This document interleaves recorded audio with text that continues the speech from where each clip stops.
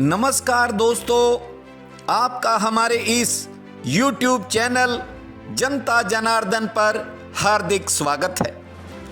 दोस्तों, वर्ष 2024 के लोकसभा चुनावों में वैसे तो बहुत सी सीटों पर रोचक मुकाबले होने जा रहे हैं, लेकिन उत्तर प्रदेश की मेरठ लोकसभा सीट से भारतीय जनता पार्टी ने धारावाहिक रामायण में राम का किरदार निभाने वाले अरुण गोविल को मैदान में उतारकर मेरठ के चुनाव को काफी रोचक बना दिया है।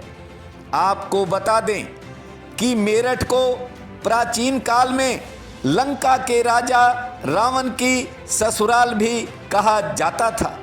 इस वीडियो में हम आपको मेरठ लोकसभा सीट के राजनीतिक गणित को समझाने का प्रयास करेंगे।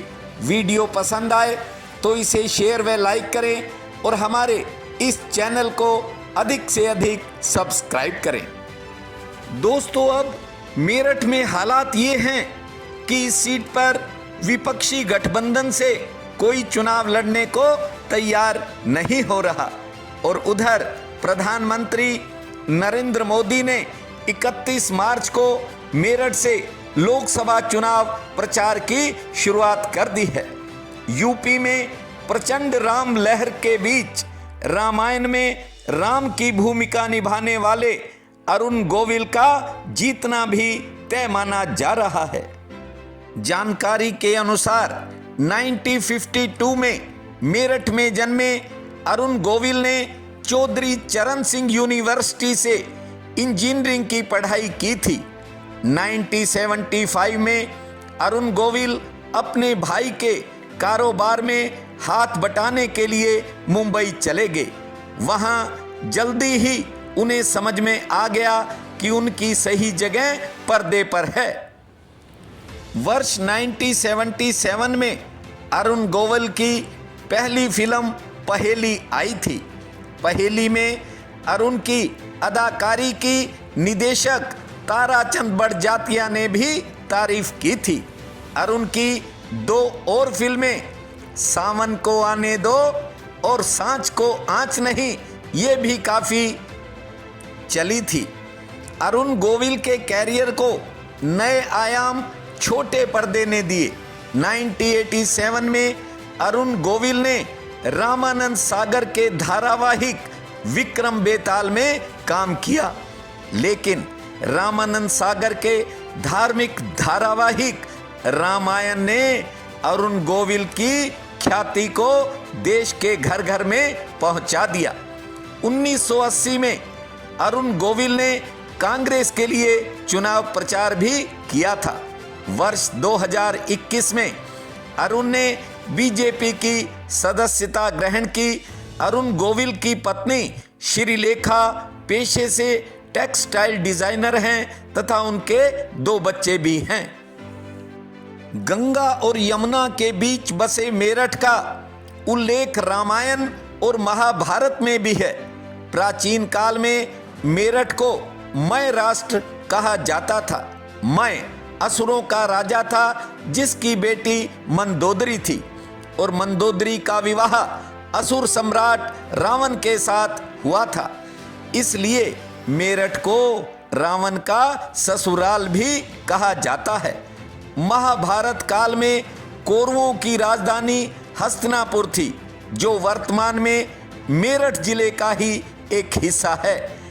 1857 की क्रांति का केंद्र रहे मेरठ को कौशल के लिए भी जाना जाता है। आज मेरठ की पहचान दुनिया भर में खेलों में प्रयोग होने वाले बैट, हॉकी, रॉकेट और गेंदों के लिए भी होती है। भाजपा प्रत्याशी अरुण गोविल मेरठ से टिकट मिलने को अपनी घर वापसी बताते हैं। अरुण गोविल ने कहा कि वे मेरठ में जन्मे और बड़े हुए हैं, अब वे यहाँ रहकर काम करेंगे। उनकी जन्मभूमि ही उनकी कर्म भूमि बनेगी। अरुण गोविल ने कहा कि उनको कभी राम मंदिर बनने का विश्वास नहीं था।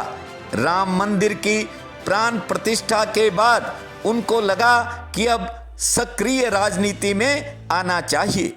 मेरठ में बीजेपी के राजेंद्र अग्रवाल ने 2019 में जीत की हैट्रिक लगाई थी।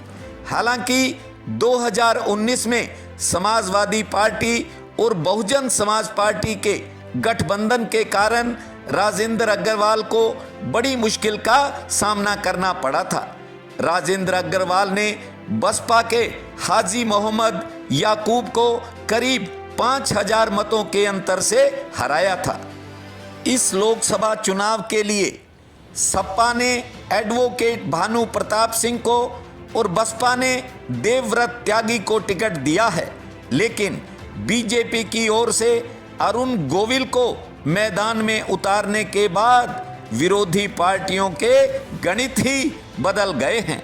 समाजवादी पार्टी की ओर से भानु प्रताप सिंह का टिकट कटने की चर्चा भी हो रही है। उधर प्रधानमंत्री नरेंद्र मोदी को मेरठ से खास लगाव है।